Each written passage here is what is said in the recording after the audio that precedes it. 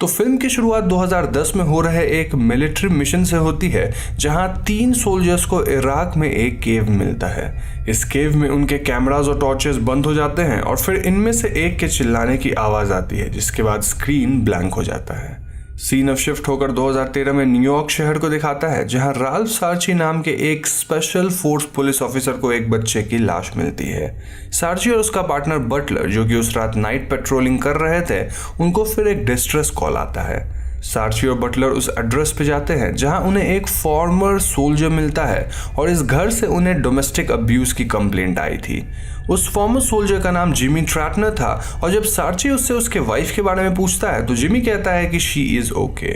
लेकिन सार्ची जिमी के वाइफ को देखना चाहता था और जब घर के अंदर सार्ची जिमी के वाइफ के चेहरे को देखता है तो उसे पता चलता है कि जिमी ने अपनी वाइफ को फिजिकली अब्यूज किया है। सार्ची और बटलर घर के फ्लोर पर स्क्रैच मार्क्स देखते हैं और जब वो जिमी को अरेस्ट करने की कोशिश करते हैं तो जिमी उन पर अटैक कर देता है विद अ नाइफ। जिमी घर से भाग जाता है पर सार्ची और बटलर उसका पीछा करते हैं और उसे फाइनली पकड़ के अरेस्ट करते हैं। दोनों ऑफिसर्स देखते हैं कि जिमी के फिंगर नेल्स क्रैक्ड हैं और वो ब्लीड भी कर रहा था। सार्ची और बटलर सोचते हैं कि आइदर जिमी की मेंटल कंडीशन ठीक नहीं है या फिर वो ड्रग्स पे है। खैर, अब सार्ची और बटलर को एक जू में बुलाया जाता है जहां एक औरत ने अपने बच्चे को लायंस के इनक्लोजर में फेंक दिया था। सार्ची को वो औरत एक लेमर के इनक्लोजर में मिलती है और वो औरत जमीन को तेजी से खोदे जा रही थी। जब सार्ची उसे पकड़कर अरेस्ट करता है तो वो औरत डोर्स के बारे में एक गाना गाने लगती है। इसी बीच सार्ची को लायन इनक्लोजर में एक पेंटर दिखता है और सार्ची इस आदमी से पूछताछ करने के लिए लायंस के इनक्लोजर में चला जाता है, लेकिन वहां लायन सार्ची पर अटैक कर देते हैं और सार्ची की जान बड़ी ही मुश्किल से बचती है। तो कहानी में आगे हमें अपने बच्चे फेंकने वाली औरत का नाम पता चलता है, विच वॉज जेन क्रियाना, और जेन को एक मेंटल हेल्थ फैसिलिटी में एडमिट किया जाता है। इस फैसिलिटी में मेंडोजा नाम का एक प्रीस्ट आता है जिसे कि जेन के फैमिली ने कॉन्टैक्ट किया था। मेंडोजा सार्ची से जेन के बिहेवियर के बारे में काफी सवाल करता है, लेकिन तभी सार्ची और बटलर को एक और डिस्ट्रेस कॉल आता है। इस बार ये डिस्ट्रेस कॉल एक घर से आया था जिसके रेसिडेंट्स की ये कंप्लेंट थी कि उनके घर के बेसमेंट से अजीब आवाजें आ रही है। जब सार्ची और बटलर इस फैमिली के घर पहुंचते हैं तो उन्हें पता चलता है कि ये फैमिली कुछ दिनों से लिविंग रूम में रह रहे थे, क्योंकि उनके बेसमेंट के डोर के पीछे से डरावनी आवाजें आ रही थी। इतना ही नहीं, उनके घर में बल्ब्स कुछ ही देर में खराब हो जाते थे एंड नो मैटर वो कितने भी बल्ब्स चेंज करे, कोई फर्क नहीं पड़ रहा था। और तो और उनके घर में रखे सेक्रेड कैंडल्स भी जल नहीं रहे थे।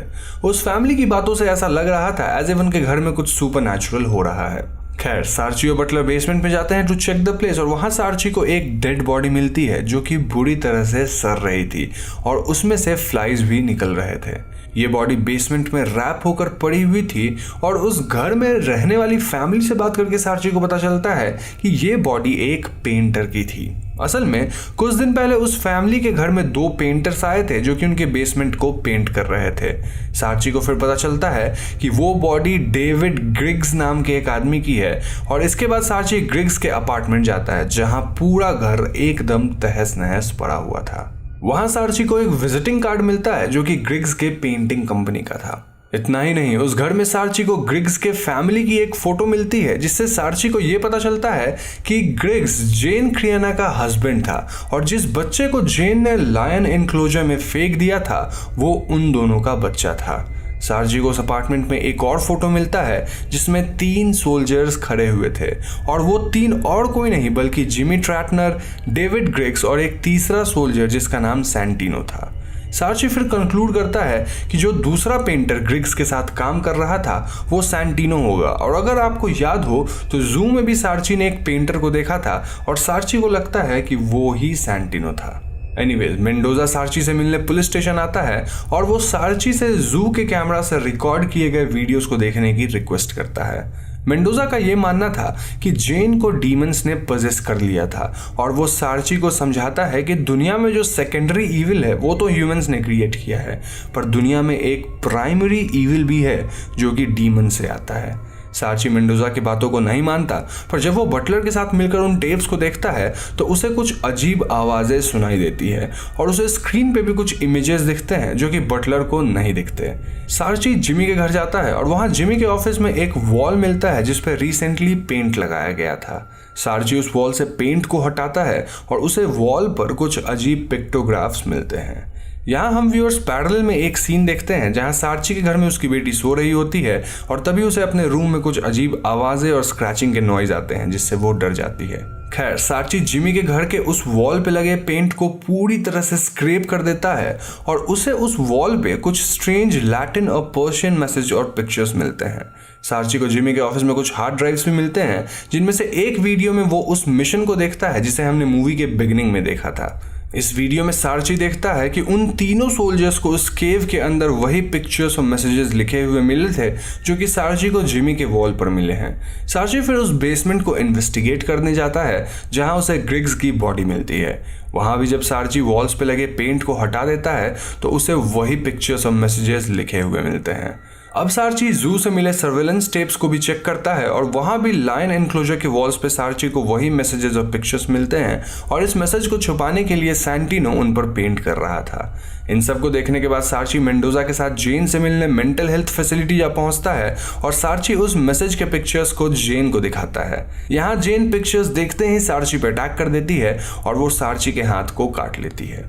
एनीवेज, मेंडोजा अब सार्ची के साथ मिलकर उस मैसेज को डिकोड करने की कोशिश करता है और वो सार्ची को बताता है कि ये मैसेज और पिक्चर्स असल में एक डोर या पोर्टल का काम करते हैं जिसके थ्रू डीमंस ह्यूमन वर्ल्ड में एंटर कर पाते हैं। मेंडोजा सार्ची को यह भी बताता है कि कुछ लोग इन मैसेजेस से इजीली इन्फ्लुएंस हो जाते हैं और कुछ लोग नहीं होते हैं, यानी कि इस पोर्टल से ह्यूमन वर्ल्ड आने वाले डीमंस कुछ ह्यूमंस को इजीली मैनिपुलेट या फिर पजेस कर पाते हैं और कुछ ह्यूमंस पे इन मैसेज का कोई असर नहीं पड़ता। शायद इसीलिए इन मैसेजेस को देखने और स्टडी करने पे भी सार्ची को कुछ नहीं हुआ था, यानी कि उसे किसी डीमन ने पजेस नहीं किया, जबकि जेन को इस मैसेज ने बुरी तरह से इन्फ्लुएंस किया था। यहाँ मैं आपको बता दूं कि सार्ची को जू से मिले टेप्स में यह पता चलता है कि इनिशियली जेन एकदम ठीक थी, पर जब वो लाइन एनक्लोजर के पास गई थी उसने वॉल्स पे बने वो मैसेजेस पढ़ लिए और उसे वहां सैंटिनो भी दिखा था, जिसके तुरंत बाद जेन ने अपने बच्चे को एनक्लोजर में फेंक दिया था। खैर, सार्ची और मेंडोजा गॉड को लेकर अपने व्यूज शेयर करते हैं और एक दूसरे को अपने लाइफ स्टोरीज भी बताते हैं। जैसे मेंडोजा बताता है कि वो ड्रग्स वगैरह किया करता था पर उसने अपने लाइफस्टाइल को चेंज किया है और फाइनली प्रीस्टहुड ज्वाइन किया।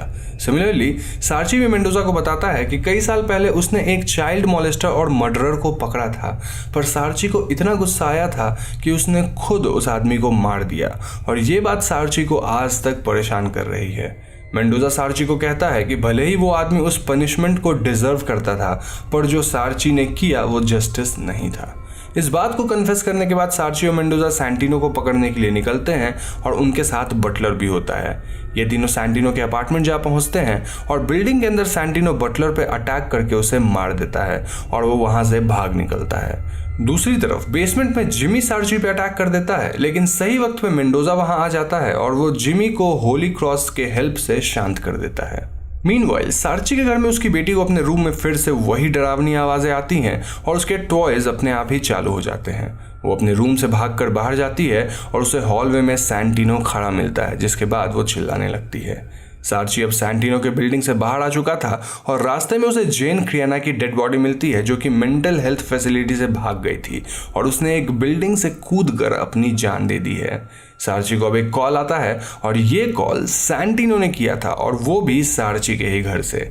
सार्ची तुरंत अपने घर पहुंचता है अलॉन्ग विद ए टीम और वो सैंटिनो को अरेस्ट करते हैं। सैंटिनो बार बार सार्ची से कहता रहता है कि उसे अंदर आने दो वरना उसकी वाइफ और बेटी मारे जाएंगे, और ये असल में सैंटिनो के अंदर ट्रैप हुआ डीमन बोल रहा था जो कि सार्ची को पजेस करना चाहता था, लेकिन सार्ची के ऊपर वो मैसेजेस काम नहीं कर रहे थे, जैसे कि मेंडोजा ने पहले ही बताया था। खैर, पुलिस स्टेशन में मेंडोजा सैंटिनो पर एग्जॉर्सिज्म करता है और सार्ची मेंडोजा की मदद करता है। इस एग्जॉर्सिज्म के बाद वो डीमन जिसका नाम जंगलर था वो फाइनली सैंटिनो की बॉडी को छोड़ देता है और फिर हम व्यूअर्स देखते हैं कि सार्ची को उसकी फैमिली एक पेंटिंग वैन में मिलती है। कहानी अब कुछ दिन बाद के इंसिडेंट्स को दिखाती है जहां सार्ची अपने सेकंड चाइल्ड के बैप्टिज्म में है और वो अब गॉड पे बिलीव करने लगा है।